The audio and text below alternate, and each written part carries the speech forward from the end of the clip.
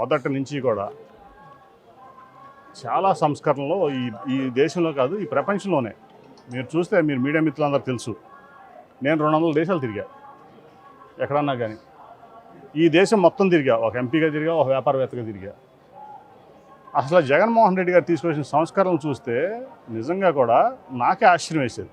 ఎందుకంటే మొన్నటి వరకు మీకు అందరూ తెలుసు, 3 నెలల క్రితం వరకు నేను తెలుగుదేశం పార్టీలో ఉన్నా. నాకు అసలు ఆయన పేదల పట్ల, ఈ సమాజం పట్ల, ఈ ప్రాంతం ఈ రాష్ట్రం పట్ల ఆయనకు ఉంటున్నటువంటి అంకిత భావం చూస్తే నేను ముగ్ధుడయ్యేవాడిని. ఎందుకంటే మీరు అక్కడ చూసారా, 50,000 మంది 50 కుటుంబాలకి ఒక మనిషిని పెట్టి ఆ కుటుంబాలకు సేవ చేసిన చరిత్ర ఎక్కడ ఈ దేశంలో చూసారా, ఈ ప్రపంచంలో చూసారా?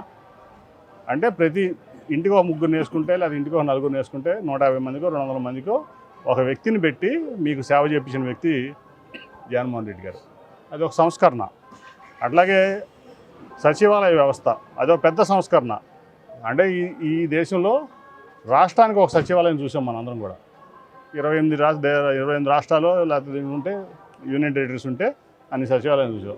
ఇవాళ దాదాపు 15,000 సచివాలయాలు ఈ రాష్ట్రంలో పెట్టినటువంటి గొప్ప సంస్కరణవేత్త, గొప్ప సామాజికవాది ఇవాళ మన ముఖ్యమంత్రి జగన్మోహన్ రెడ్డి గారు. అంటే ఈ వాలంటరీ వ్యవస్థ అవనండి, లేకపోతే ఈ సచివాలయ వ్యవస్థ అవనండి, దీని ద్వారా 4 లక్షల మందికి ఉద్యోగాలు ఇచ్చారు. ప్రజలకు సేవ చేయమని ప్రతి ఇంటికి పెట్టారు. అట్లాగే హెల్త్ క్లినిక్లు, నేను ముఖ్యంగా పల్లెటూరులో వెళ్తుంటే పాత రోజుల్లో పాము కాటనో లేదా అదని చాలా ఇబ్బంది పడేవాడు, ఎక్కడికి వెళ్ళాలో తెలియక.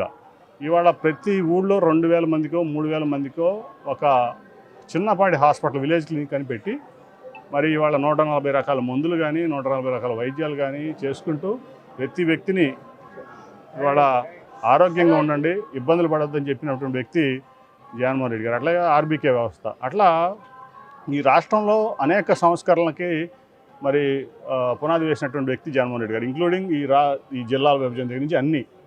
సో ఆ ప్రాసెస్లో మొదటి నుంచి కూడా చంద్రబాబు నాయుడు అండ్ కో, ఈ సుజనా చౌదరి, ఈ కామినేని శ్రీనివాసు, ఈ ఏదైతే చంద్రబాబు నాయుడు, లోకేష్, పవన్ కళ్యాణ్, అట్లాగే ఒక మాజీ ఎలక్షన్ కమిషనర్ మీ అందరికీ తెలుసు, వీళ్ళందరూ ఈ వాలంటీర్ వ్యవస్థ మీద మొదటి నుంచి కూడా విషం జిమ్ముతున్నారు.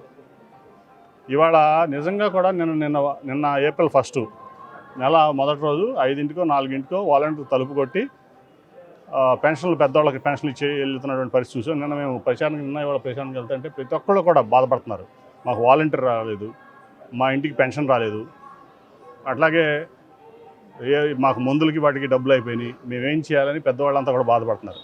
వీటన్నిటికీ ఇంత కుట్రకి కారణం ఈ చంద్రబాబు నాయుడు, పవన్ కళ్యాణ్, ఈ సుజనా చౌదరి, ఈ కామినేని శ్రీనివాసు, ఏదైతే మాజీ ఎలక్షన్ కమిషనర్ ఉన్నారో వీళ్ళందరూ కూడా కారణం.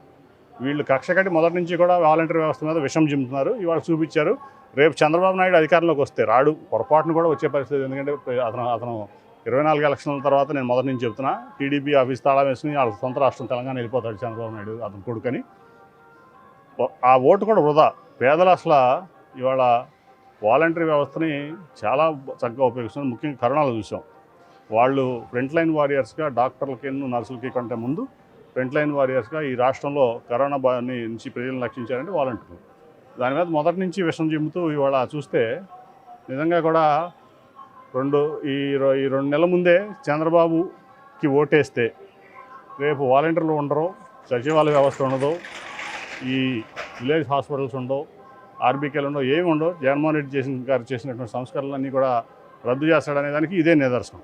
కాబట్టి ప్రజలు ఆలోచించుకుని వాళ్ళ ఓటు వృధా చేయొద్దనేది నా మనవి.